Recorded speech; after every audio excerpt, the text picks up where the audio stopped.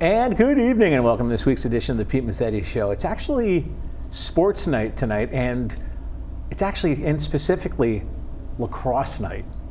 And tonight I'm going to welcome two of my favorite people of all time to talk about lacrosse. One is Brantford boys lacrosse coach Jim May. My brother, how are you? Hi, buddy. Hello, my brother. How are you? It's great to see you. Good to see you. It's good to be here. And his son, Jimmy. How's it going, Pete? Hi, buddy. How are you? Good. Welcome. How about yourself? Welcome for the first time. You. I figured. I'm glad to be here. Well, welcome. I know you and I have done this before, and you said to me, "I'm bringing Jimmy with me." I'm like, excellent. So we'll talk about lacrosse for the next half hour. We'll talk about sports. But Jim, let's get started. Jim, tell us a little bit about yourselves and how long you've been coaching for Brantford. Well, this is just ending my 24th year. 4 years at hand, and then the last 20 at Brantford.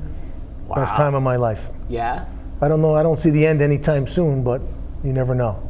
I know, and you and I saw each other a couple times this past lacrosse season on a field together.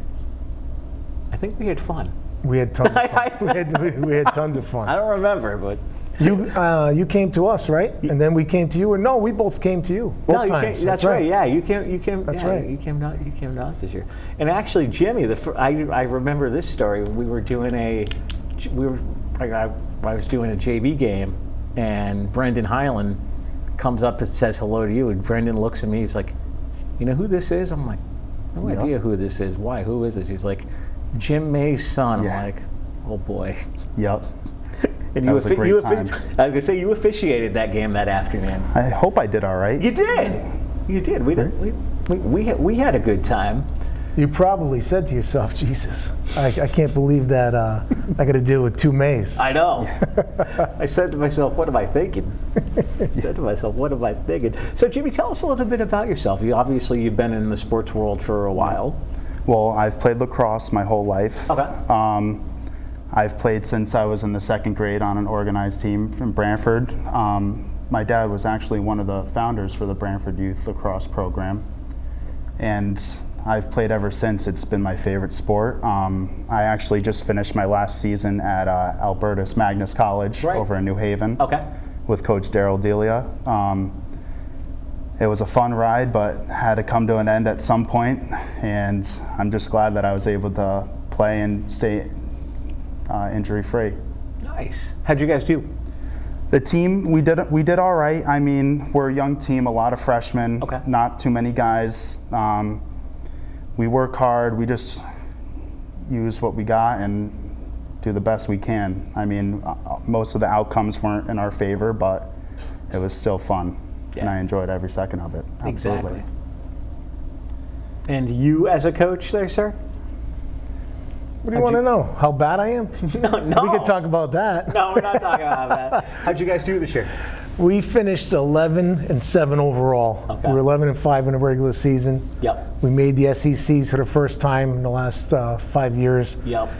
Got beat by a great Xavier team. We hung in there until the fourth quarter where we ran out of gas. Oh, no. And then we played Notre Dame in the first round. And listen, you played two teams that are very well coached with Scott and AJ running those helms over there. And it's tough to beat them. It's tough to beat those teams because, quite honestly, they have 50 guys or plus, and we're sitting there with 20 guys on the sideline and not a lot of breaks and a lot of subs. So we work hard. It was a great year. It was. It was nice to get an All-American in that group with Robbie Leonetti. I think the thing that I was impressed about the most is every kid did really well in the classroom, and every kid stayed, trouble-free, per se, in the classroom and and socially. So didn't get those phone calls that maybe you could get as a coach, saying, "Hey, this kid needs to maybe run an extra sprint or two," Yeah. And but it was great to make sure that it was a successful year in that regard. Now, obviously, you and I ran into each other a couple of times this year on the field. That was a good time. It was. You guys are getting better and better. Yes. You were pretty senior dominated this year, I think, right? Yep. And then next year, 10, I believe. 10. And now next year, you look like you're still bringing in, 4 or 5 guys that have experience, but you have a big group coming in, don't you? Yeah, I believe so. That's going to help out a lot because that's a big deal. For instance, in Brantford, we're bringing in 3 guys. Really? I'm not sure of the reason why. Well, I do know part of the reason is some will go to Notre Dame, some will go to Hampton Hall, some will go even to places, Choate, and maybe other different types of boarding schools like that. So we lose out on about 5 or 6 players each year on those type of teams. And it's, at first, to be honest with you, I was bitter back in the days.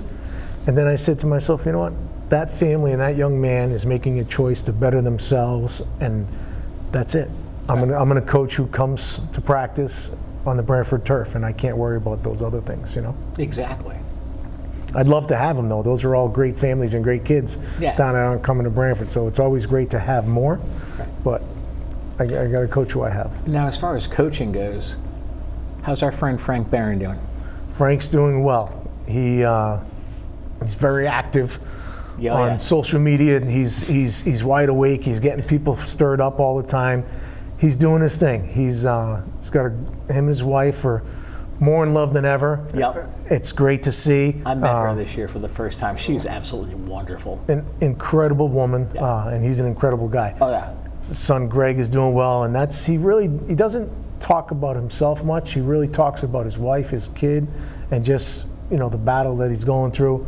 And he's saying everything's going to be okay all the time. So it's a great outlook. I get an email from him every day. Excellent. Every day, an email, a text message. Hey, how are you? How you doing? What's going on? He's just a wonderful person. And that's what it is being in the Lacrosse family. We're surrounded by wonderful people. I agree. Correct me if I'm wrong. No, Jimmy, what do you think? Absolutely.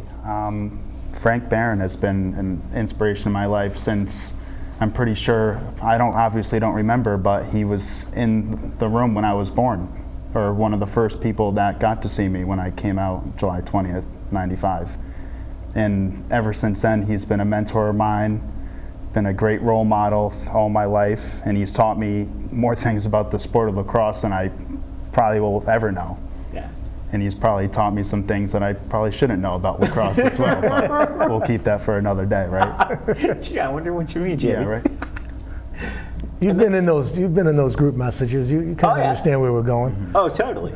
It's all in good fun, though, Absolutely. and It is. it's all about just keeping the brotherhood stronger. And the funny thing is about the brotherhood, we're not only local with us, with you in Brantford, me in Clinton, with the Highlands, but we also branch out to John Rava, who's in the brotherhood, and one of our other favorite coaches in the world. Which one am I thinking of? I'm going to go with Brian Atkin. There you go. He's over in Milford, yep. He is. And there's just tons of guys. This brotherhood for me started in '96, and I remember bringing Jimmy as a baby in the carrying cage and just putting him right in the 50-yard line. The injured kids would surround him, and we'd do some of our drills. And so he has been around the game the whole time. What's cool about it is now, instead of being a player, Right. now he's an official. Yeah, So yeah, exactly. maybe those whatever 15 years of lacrosse or more that he's spent, maybe he'll do that, another 15 with officiating or more. Jimmy, did you like officiating? Oh, love it. Yeah. It was my first year on the CLOA board. Yep. And all the other refs, they're amazing guys. All of them always have positive encouragement. I'm always willing to learn from all of them. It was just a great experience. Yeah, it was Absolutely. because actually one of the stories that I told off the air was how you and I met. Yes. Is you did one of my JV games. Yep. I don't. Indian Who do we River. play? Yeah, who do we play? Valley Regional. Of course you remember that. Absolutely. Of course you do. And Brendan Highland, who's the Morgan Boys lacrosse coach, comes over. He's talking to Jimmy. I run over for something, and Highland looks at me. He's like, "You know who this is?" I'm like, "No, who is this?" He's like, "Jim Macy." He's like, Jimmy May. I'm like Brantford. I'm like, yeah. He's like, his son. I'm like, oh boy. There we go. Right. That was actually a good. It was a fun game. But the cool thing about JV games are, and as an official, you appreciate this. As a coach, I appreciate this. Running time. So the games are freaking quick. Oh yeah, in and out. Hours work, right? Yeah. It's like, let the clock run. Okay. Yeah. Game over. Thank you. Yeah. Well, you end up being there for a long day, right? You yeah. You get there 45 minutes before a JV game. Oh, yeah. You go through the JV game, then you have a warm up for varsity, then you go to a varsity game. Yeah. Then you got to clean up, or maybe even get on the bus and head back to the school or something. So Exactly. it's a long day. It is. Unfortunately, Brantford has not had JV for the last 3 years because of the numbers. Oh, you guys don't have a JV team. And that's a tough situation for obviously getting the younger guys better. Right. But how we've gotten them better in the last 3 years is we've thrown them right into the fire in every varsity game. Now, naturally, you know, if it's a close game, then maybe they don't get as much time as they would like. If it's a blowout game, you'll throw them in as much as you want. Whether the game is lopsided either way, or even in close games, specifically midfielders, I try to run them as much as I can, and they appreciate it. You know, you get that smile. You'd be like, "Hey, great job, kid," you know? Yeah. And that's what they're looking for. They're just looking for you to help them become self-directed leaders. Exactly. And more so off the field than on it. But if we can get them both on the field and off the field, you're golden. Absolutely golden. You're in. And the other thing that we haven't talked about during the lacrosse period that we're talking about tonight is the affluent side of the Highlands, and just what wonderful people they are. They've been around forever. They have been around forever. There's a picture, and we have a saying called "May the circle always be unbroken." Yes. There's a picture of all of us. I'm gonna say Jimmy was probably 2 or 3, and then everyone went up from there. And we have it handy. I know that Chris Hyland has it hung up. I do know where mine is. It is not hung up, but I do know where it is, and they've just been around a long time. I've started coaching with Frank and Chris in '96. Okay. And then everything, Chris actually came to Brantford in 2000 with Frank and I, as Brian was the head coach, Brian Atkins at that time. And then, so he stayed for a year, and then at that point came back and started the Morgan program. And then after that, Mike Simmons took over, and then Andy Wren, and now Brendan. So Morgan's had some great lacrosse minds coaching over there, you know, since day one. And I'll exclude myself on saying great minds over at Brantford, honestly, with my assistants and Jimmy coming up and helping me in the off season specifically, and Frank Barron. We really don't need anybody else. So. No. How many assistants you got in Brantford? We have, Jimmy does all the off season stuff because he just was in season. Yeah. And then he comes when his season's over and works on all the shooters. And then we have Joe O'Keefe, who's my offensive coordinator, who graduated in '07 as an All-American. Then we have Mike D'Amico, who's an All-State. Could have been an All-American, but we just ran out of spots on that situation. He's the defensive coordinator. Both great guys, very smart, great high lacrosse IQ. And then Frank, who really oversees everything. He's the assistant head coach, and he's the one who basically tells me, hey, this, that, and that, and then I direct everybody and, you know, get to where they're going.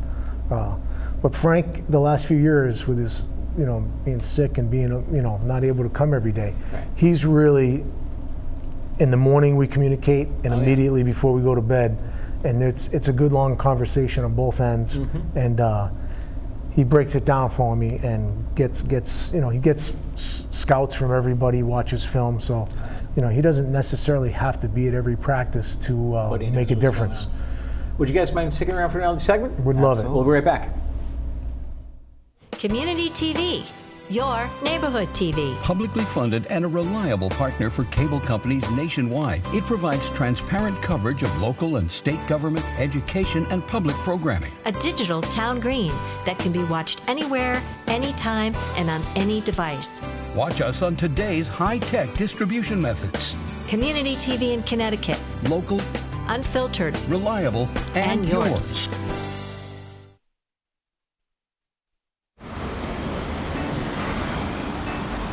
Hey, let's check out this park.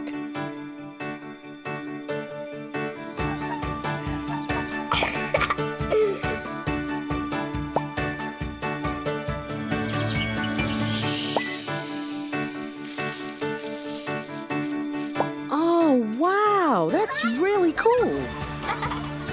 To find a great local park or forest near you, go to discovertheforest.org. And welcome back to this week's edition of the Pete Mezzetti Show. He's sitting here with Jim and Jimmy and May talking about lacrosse. Gentlemen, he uses the term loosely. Welcome back. Absolutely. All right. So, Jimmy, as an official, Yes. have you ever had to throw anybody out of a game? Not yet. Obviously, as an official, you've hear Yep. a wide range of different comments throughout the game from parents, players, and coaches. You Yeah. take it all with a grain of salt. You know, emotions are high. I was a player. My dad's a coach, and I also help coach, so I understand that in the heat of the moment, things are said that might not be meant at that moment. Exactly. You don't mean it afterwards. Right. But I mean, I've definitely thrown a flag on a coach once or twice. It happens. After that, usually you don't hear anything else, Right. which is the best part. There you go. You know, give them one, and then obviously I won't do it too early. I'll let them, second, third quarter if it gets pretty bad. But Right. it's fun though. I love it, and yes, like you said, there's some coaches that are sometimes brutal, but like I said, you take it with a grain of salt and you just move on. It's part of the job. That's why I signed up. I knew what I was getting myself into. And you, sir, have you ever been thrown out of a game? I have. What did you do? It's, to this day, I'm not 100% sure if I totally regret it, but I understand why I did it, and I actually took myself out of the equation and threw myself out personally for the next game. And Were you coaching? I was coaching. We were at Notre Dame, Okay. West Haven, and the game was not in our favor at the time, and Jimmy was playing for me, and he didn't do something that I liked, and so the bottom line is, I said, took him off the field. We had some words, He wouldn't stop, so I went over and basically put my arms, my hands on him, and I put him down myself. And people that didn't know that Jimmy was my son, Yeah. they Weren't too happy. no, not at all, and I could see why they weren't. The Notre Dame athletic director at the time knew who I was, knew the situation. He was okay with it. The athletic directors in my school were okay with it. But the bottom line was, it's not something you should be doing ever to anybody. And specifically, definitely as a coach. But to be honest with you, part of that, I think why I did it was, I put my dad hat on. Yep. And that was unfortunate. I need to be a better man than that and realize, listen, you're coaching a game. You're the coach right now. When the whistle blows at the end, then you can be a dad and say something, quietly or off to the side, if that's the case. Not during the game. So no, that was my one time big mistake. That was in 2011. Yep. So I learned from it. It's never happened. Nope.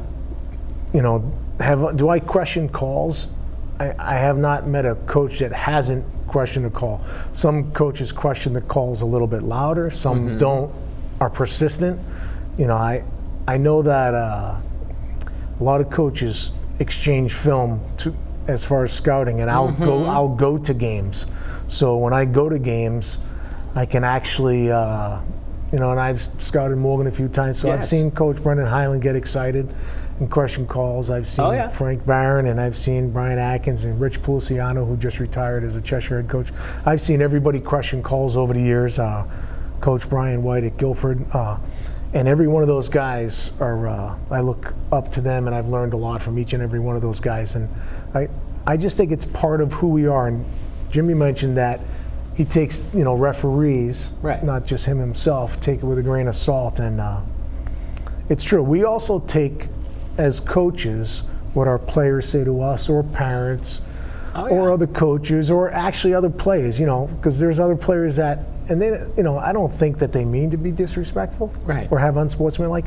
I really don't. I just think it's just the heat of the moment, and the passion of the game is so overwhelming at times, Right. that you get excited and you say certain things. And like you said, the passion. No one likes to lose, No. obviously. Of course not. It's just what's said in that moment, like what my dad was just talking about. After we had that little mix-up, whatever you want to call it, Yeah. on the sideline, after the game, we were texting each other, right, like it, never really happened, apologizing.